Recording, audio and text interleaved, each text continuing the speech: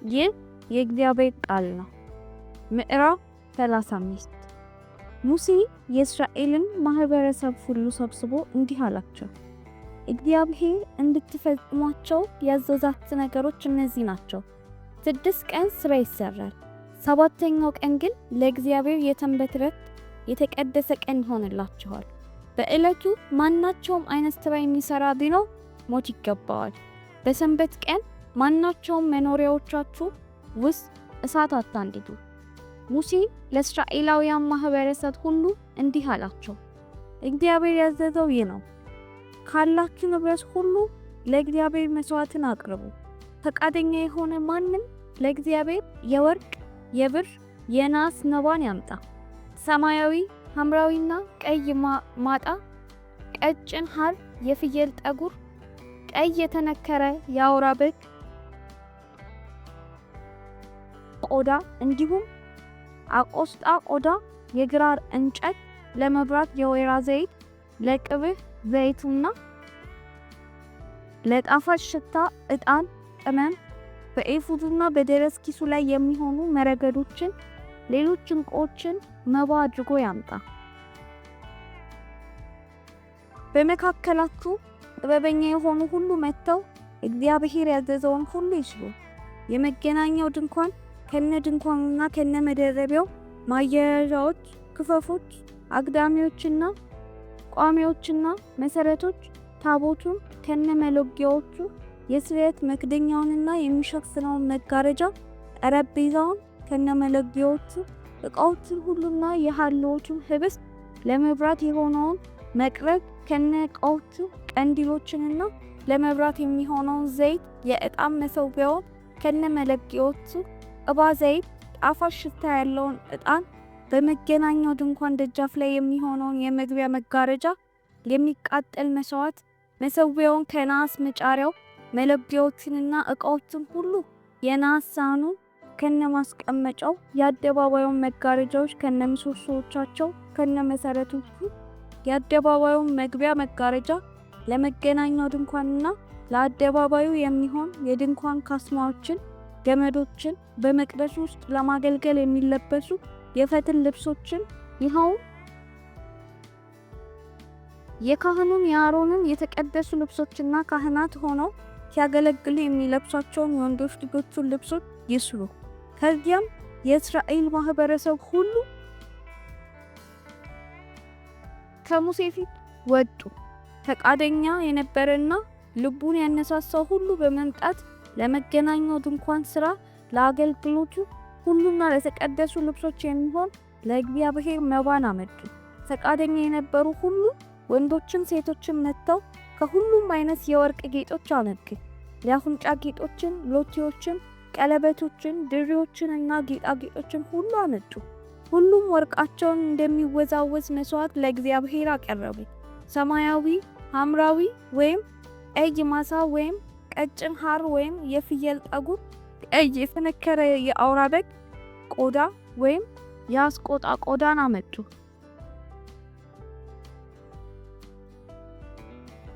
የብር ወይም የናስ መባን ማቅረብ የቻሉ ሁሉ ለእግዚአብሔር መባ አድርገው አመጡ። የግራር እንጨት ያለው ሁሉ አስፈላጊ በሆነው ስራ እንዲውል አመጣው። ጥበበኞች የሆኑ ሴቶች ሁሉ በእጆቻቸው ፈተሉ። የፈተሉትንም ሰማያዊ፣ ሐምራዊ ወይም ቀይ ማክስ ወይም ቀጭን በፍታ አመጡ። ፈቃደኛ የነበሩና ጥበቡ ያላቸው ሴቶች ሁሉ የፍየል ጠጉርን ፈተሉ። መሪዎቹም ኤፉድና በደረት ኪሱ ላይ እንዲሆን የከበሩ ድንጋዮችን፣ ሌሎች ዕንቁዎችንም አመጡ። እንዲሁም ለመብራት፣ ለቅባ ዘይት፣ ለጣፋጭ ሽታ ዕጣን የሚሆኑ ቅመሞችንና የወይራ ዘይትንም አመጡ። ፈቃደኛ የሆኑ እስራኤላውያን ወንዶችና ሴቶች ሁሉ እግዚአብሔር በሙሴ በኩል እንዲያከናውኑ ላዘዛቸው ሥራ ሁሉ የበጎ ፈቃድ ስጦታዎች ለእግዚአብሔር አመጡ። ከዚያም ሙሴ እስራኤላውያንን አላቸው፣ እነሆ እግዚአብሔር ከይሁዳ ነገድ የሆነ የሆር ልጅ የኡሪ ልጅ ባስልኤልን መርጧል።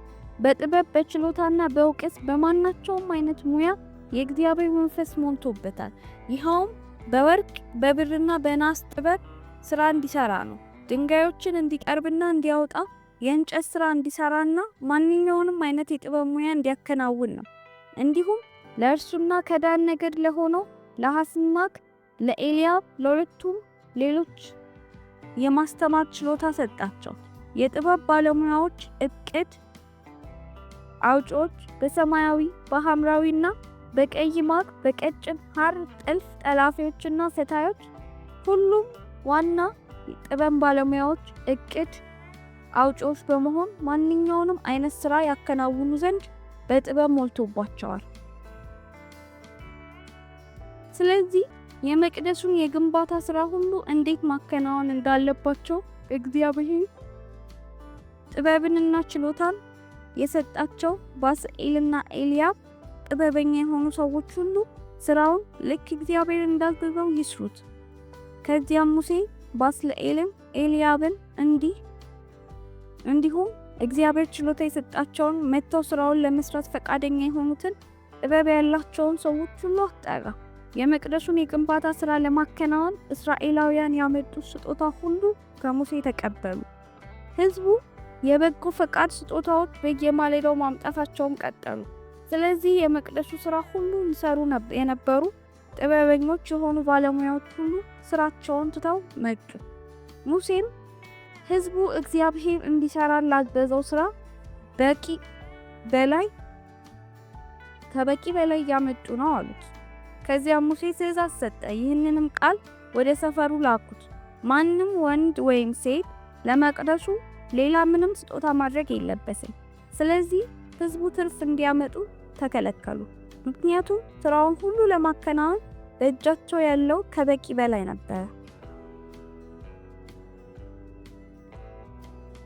የሥራ ችሎታ ካላቸው ሰዎች መካከል ጥበበኛ የሆኑ ሰዎች ሁሉ የማደሪያውን ድንኳን በቀጭኑ ከተከፈለ በፍታና ከሰማያዊ ከሐምራዊ ከቀይ ማቅ በጥልፍ አዋቂ ኪሩቤል ከተጠለፉት ከ10 መጋረጃዎች ሰሩት። መጋረጃዎቹ ሁሉ ተመሳሳይ መጠን ያላቸው ሲሆን ቁመታቸውም 28 ክንድ ወርዳቸውም 4 ክንድ ነበረ። 5ቱ መጋረጃዎች በአንድ ላይ በማጋጠም ሰፏቸው። የቀሩት 5ቱንም እንዲሁ አደረጉ። ተጋጥሞ ከተሰፋው መጋረጃ ጠርዝ ጫፍ ላይ ከሰማያዊ ግምጃ ቀለበቶችን አበጁ።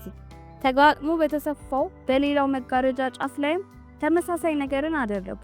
በአንደኛው መጋረጃ ላይ 50 ቀለበቶች፣ በሌላው ተጋጥሞ ከተሰፋው በስተመጨረሻ ካለው መጋረጃ ላይ 50 ቀለበቶች እርስ በርሳቸው ትይዩ በማድረግ ሰሩት። ከዚያም 50 የወርቅ ማያያዣዎችን ሰሩ። የማደሪያው ድንኳን አንድ ወጥ ይሆን ዘንድ ተጋጥሞ የተሰፉትን ሁለቱም መጋረጃዎች አያያዙባቸው። ከማደሪያው በላይ ለሚሆነው ድንኳን ከፍየል ቆዳ የተሰሩ በጠቅላላ 11 መጋረጃዎችን ሰሩ። 11 መጋረጃዎች ተመሳሳይ ልክ ሲኖራቸው ቁመታቸው 30 ክንድ ወርዳቸው 4 ክንድ ነበረ። 5ቱ መጋረጃዎች በአንድ በኩል ሌሎቹ 6 መጋረጃዎች ደግሞ በሌላ በኩል አንድ ላይ አያያዟቸው። በስተመጨረሻ በሚገኘው መጋረጃ ጠርዝ ላይ 50 ቀለበቶች፣ በሌላ በኩል ባለው በስተመጨረሻ በሚገኘው መጋረጃ ጠርዝ 50 ቀለበቶችን ደግሞ አበጁ። ድንኳኑን አንድ ወጥ አድርጎ ለማያያዝም 50 የናስ ማያያዣዎችን ሰሩ። ከዚያም ለድንኳን መሸፈኛ የሚሆን ቀይ ከተነከረ የአውራ በግ ቆዳ ሰሩ። በላዩ ላይ የሚሆንም የአስቆጣ ቆዳን አበጁ። ለማደሪያው ድንኳን ከግራር እንጨት መጋግራዎችንም አበጁ።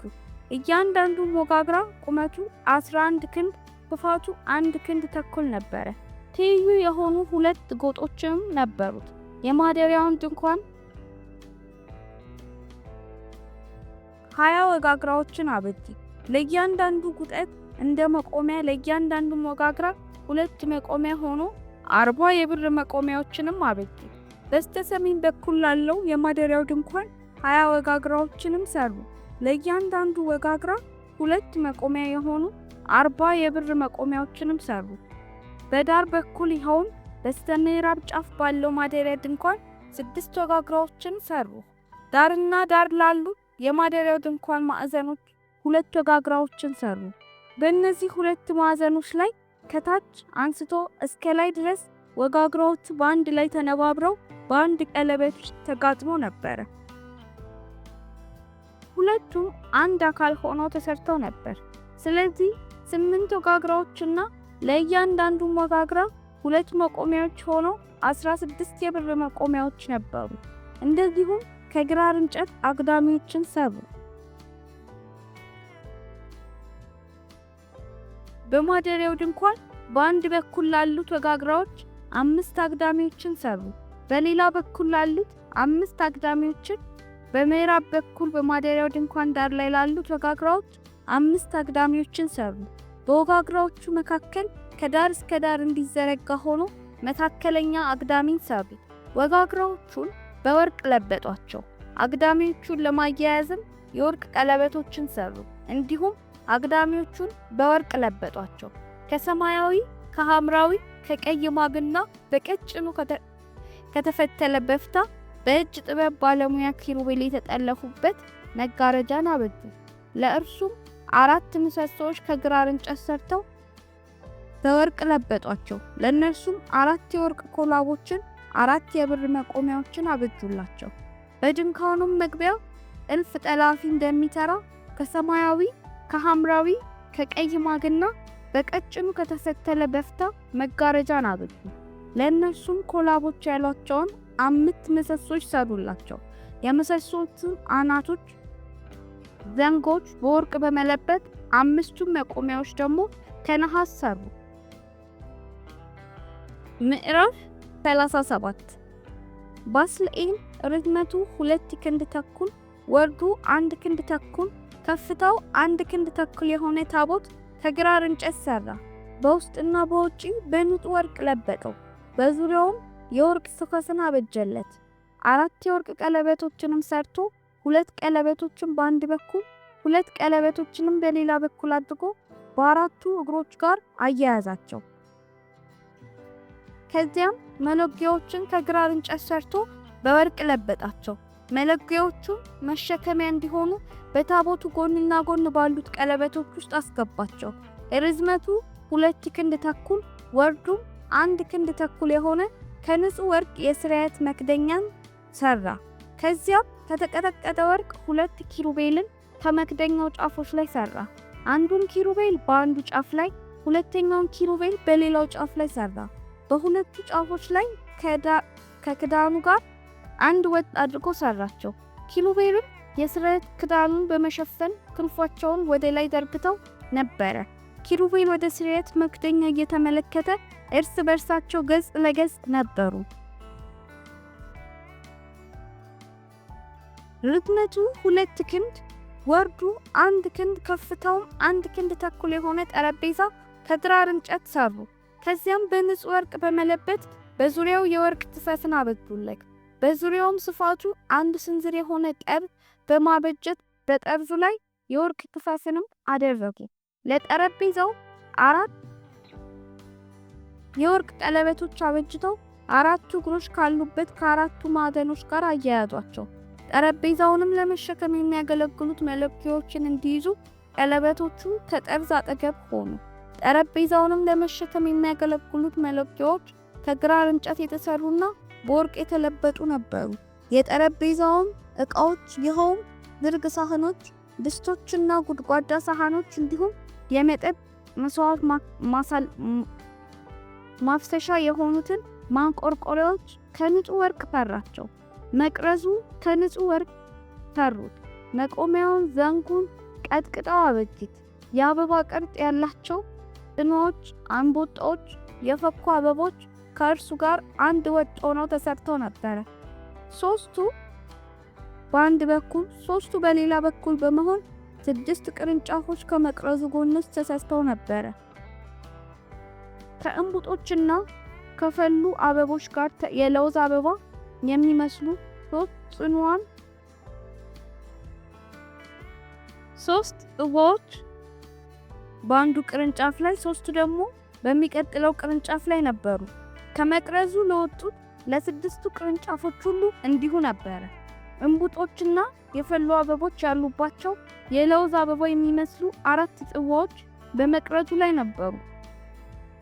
አንደኛው እንቡጥ ከመቅረዙ ወጣ ብለው በሚገኙት በመጀመሪያው ጥንድ ቅርንጫፎች ስር ሁለተኛው ቡት በሁለተኛው ጥንድ ስር እንዲሁም ሶስተኛው ቡት በሶስተኛው ጥንድ ስር ነበሩ። በስድስቱም ቅርንጫፎች እንዲሁ ነበረ። እንቡጦቹና ቅርንጫፎቹ ሁሉ ከንጹህ ወርቅ ተሰርተው ከመቅረዙ ጋር አንድ ወጥ ነበሩ። የመቅረዙን 7 መብራቶች እንዲሁም መኮስተሪያዎች፣ የኮስታሪ ማስቀመጫዎች ከንጹህ ወርቅ ሰሩ። መቅረዙ ዕቃዎቹን ሁሉ በአንድ መክሊት ንጹህ ወርቅ ሰሩ። የዕጣን መሠዊያውን ከግራር እንጨት ሰሩ። ርዝመቱ 1 ክንድ ወርዱ 1 ክንድ ከፍታውም 2 ክንድ ነበረ። ቀንዶቹ ከእርሱ ጋር አንድ ወጥ ሆነው ተሰርተው ነበር። ላዩን ጎኖቹን ሁሉና ቀንዶቹን በንጹህ ወርቅ ለበጧቸው። በዙሪያውም የወርቅ ክፈፍ አበጁ። ለሸክም የሚሆኑ መለኪያዎችንም ለመያዝ ትይዩ የሆኑ ከክፈፉ ስር 2 የወርቅ ቀለበቶችን ሰሩ። መለኪያዎቹና ከግራር እንጨት ሰሩ፣ በወርቅ ለበጧቸው። እንዲሁም የተቀደሰውን ቅባ ዘይት፣ የሽቱ ቀማሚ ሥራ የሆነውን ንጹሕና መልካም መዓዛ ያለውን ዕጣን ሰሩ። ምዕራፍ 38 ከፍታው 3 ክንድ የሆነ የሚቃጠል መሥዋዕት መሠዊያ ከግራር እንጨት ሰሩ። ርዝመቱ 5 ክንድ ወርዱ 5 ክንድ የሆነ ባለ 4 ማዕዘንም ነበረ።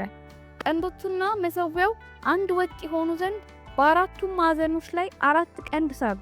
መሠዊያውንም በናስ ለበጡ።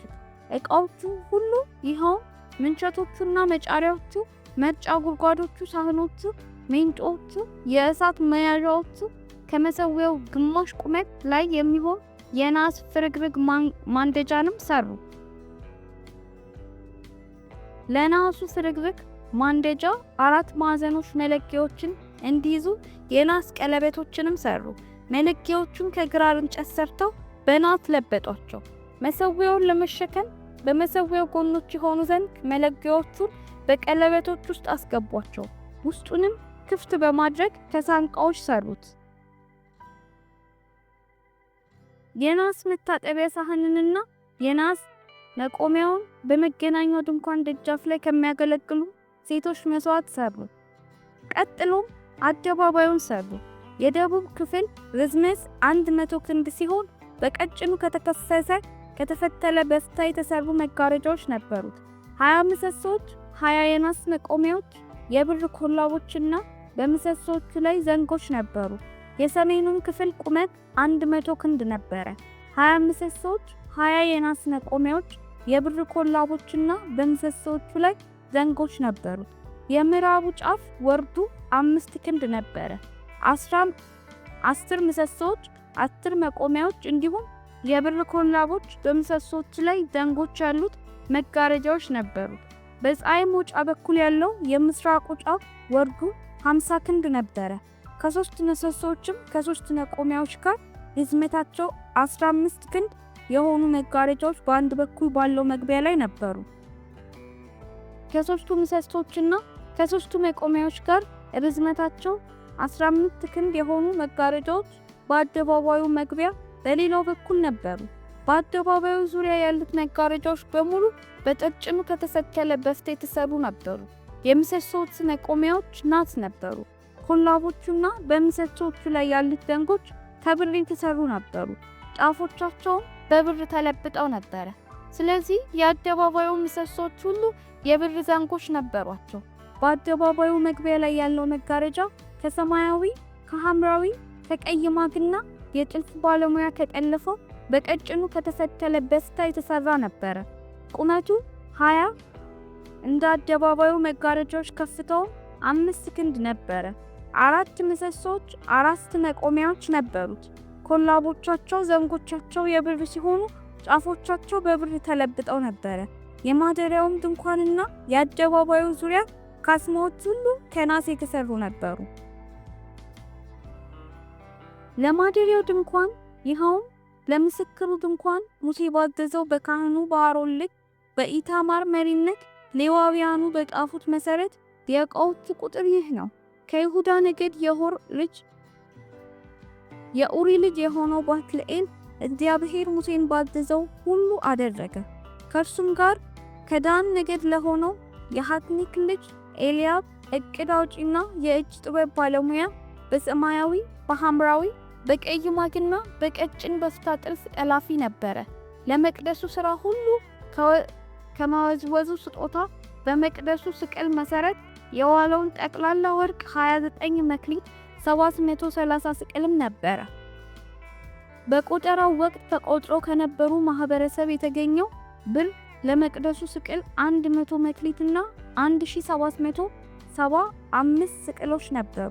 ከተቆጠሩት ጋር አብረው ከሆኑት 20 እና ከ20 ዓመት በላይ የሆናቸው 603500 ሰዎች የሰጡት እንደ መቅደሱ ስቅል ሚዛን በአንድ ሰው አንድ ቤካ ይኸው ግማሽ ስቅል ነበረ። 100 የብር መክሊቶች የመቅደሱን የመጋረጃዎቹን መቆሚያዎች ለመስራት አገልግሎት ላይ ውለው ነበረ። ይኸውም ከ100 መክሊቶች 100 መቆሚያዎች ሲሆን ለእያንዳንዱ መቆሚያ 1 መክሊት ማለት ነው። 1775 ስቅሎች ለምሰሶች ኮላቦች የምሰሶቹን አናት ለመለበጥና ዘንጎቻቸውንም ለመስራት አገልግሎት ላይ ውለው ነበር። ከመወዝወዙ ስጦታ የሆነው ናስ 70 መክሊት 2400 ስቅል ነበር። ለመገናኛው ድንኳን መግቢያ ለናስ መሰዊያ ከናስ መስሪያው ለዕቃዎቹ ሁሉ መቆሚያዎቹን ለመስራት አገልግሎት ላይ አውለውት ነበር። ለአደባባዩ ዙሪያ ለመግቢያ እንዲሁ ለማደሪያው ድንኳን ካስማዎቹና ለአደባባዩ ዙሪያ ሁሉ እንዲሁ አገልግሎት ላይ አውለውት ነበር።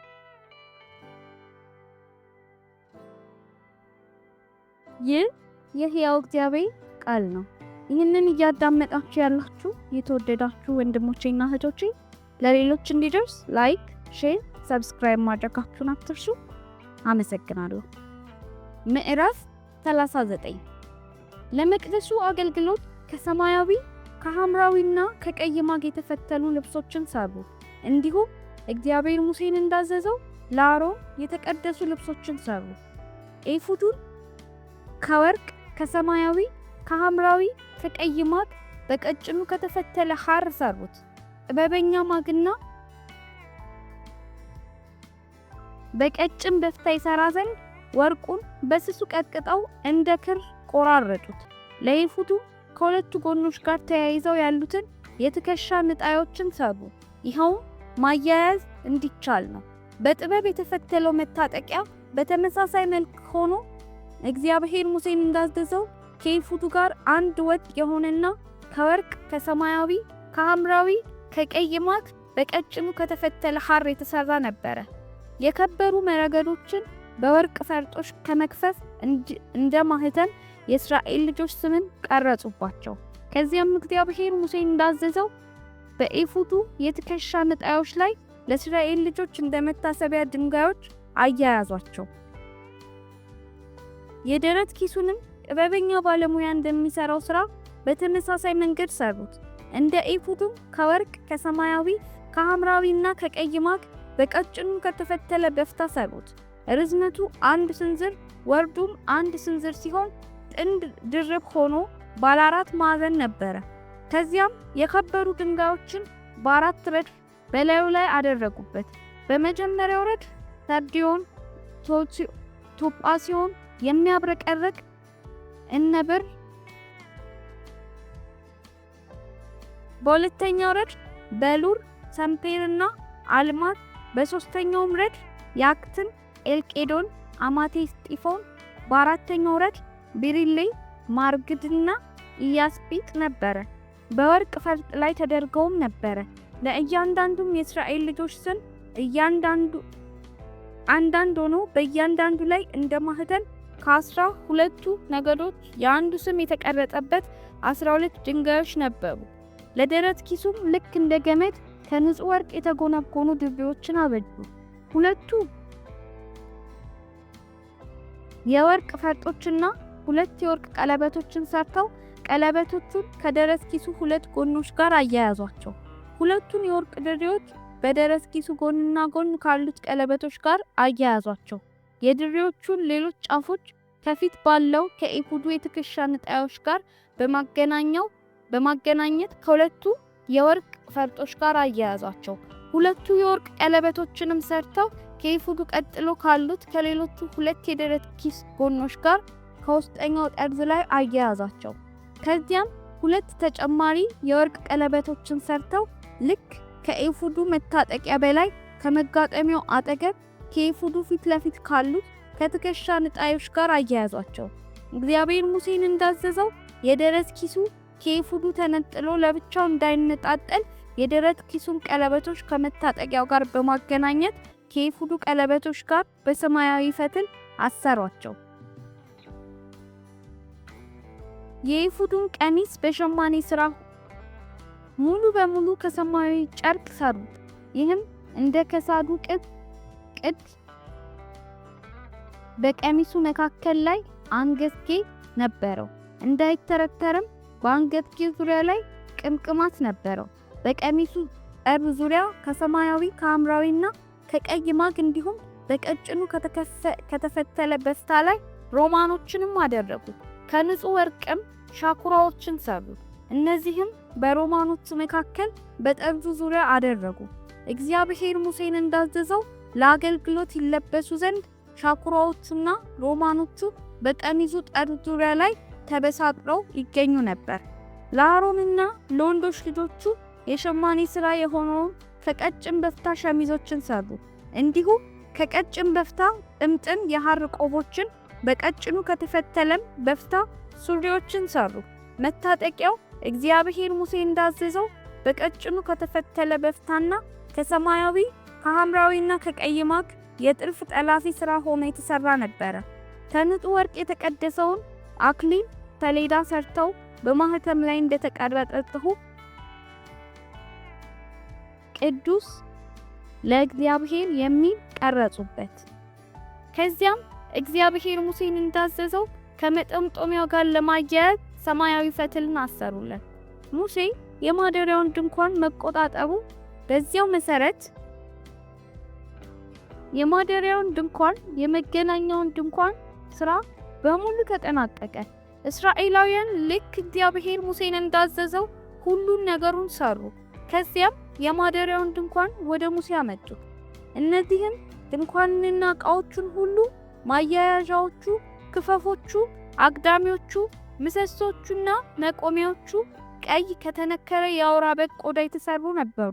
መደረቢያ፣ የለፋ የአስቆጣ ቆዳ መደረቢያና መከላከያ መጋረጃ፣ የምስክሩ ታቦት ከመለኪያዎቹና ከስርየት መክደኛው ጋር፣ ጠረጴዛው ከዕቃዎቹ ሁሉና ከገጸ ህብስቱ ጋር፣ ከንጹህ የወርቅ የሆነው መቅረዝ ከተደረደሩ መብራቶች ከዕቃዎቹ ሁሉ ጋር፣ የመብራቱን ዘይት፣ የወርቅ መሠዊያው፣ ቅባ ዘይቱ፣ መልካም መዓዛ ያለው ዕጣን እንዲሁም የድንኳኑ መግቢያ መጋረጃ፣ የናስ መሠዊያው ከናስ መጫሪያው፣ መለኪያዎቹና ዕቃዎቹ ሁሉ ጋር፣ የመታጠቂያው ሳህን ከነማስቀመጫው፣ የአደባባዩ መጋረጃዎች ከምሰሶቹና ከመቃወሚያዎቹ ጋር፣ የአደባባዩ መግቢያ መጋረጃዎች ገመዶቹና የአደባባዩ ድንኳን ካስማዎች፣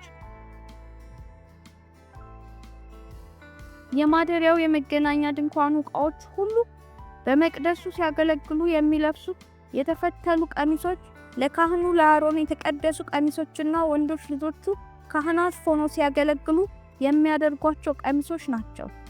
እስራኤላውያን ልክ እግዚአብሔር ሙሴን እንዳዘዘው ስራውን ሁሉ አከናወኑ። ሙሴ ስራውን አየ፣ ልክ እግዚአብሔር እንዳዘዘው መስራታቸውንም ተመለከተ። ስለዚህም ባረካቸው።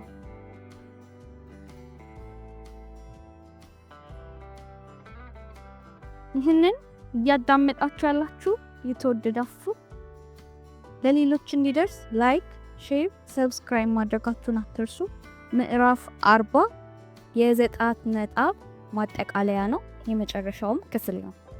ምዕራፍ 40 ከዚያም እግዚአብሔር ሙሴን አለው፣ ማደሪያውን ይኸውም የመገናኛውን ድንኳን በወሩ የመጀመሪያ ቀን ትከለው፣ የምስክሩን ታቦት በውስጡ አኑር፣ ታቦቱንም በመጋረጃ ጋርደው፣ ጠረጴዛውንም ወደ ውስጥ አምጥተህ ዕቃዎቹን በላዩ ላይ አሰናዳ።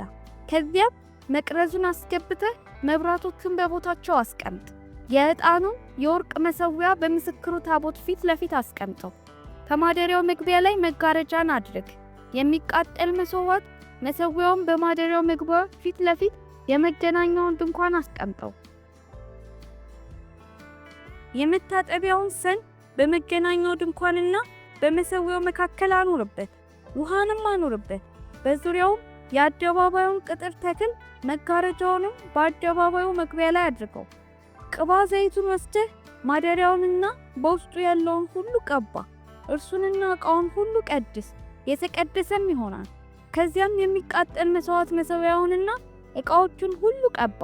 መሠዊያውንም ቀድስ፣ እጅግም የተቀደሰ ይሆናል።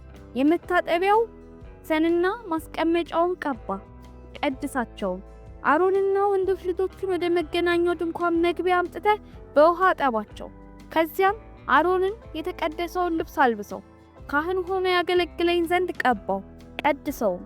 ወንዶች ልጆቹን አምጥተህ ሸሚዝ አልብሳቸው፣ ካህናት ሆነው ያገለግሉኝ ዘንድ ልክ አባታቸው እንደቀባህ ቀባቸው።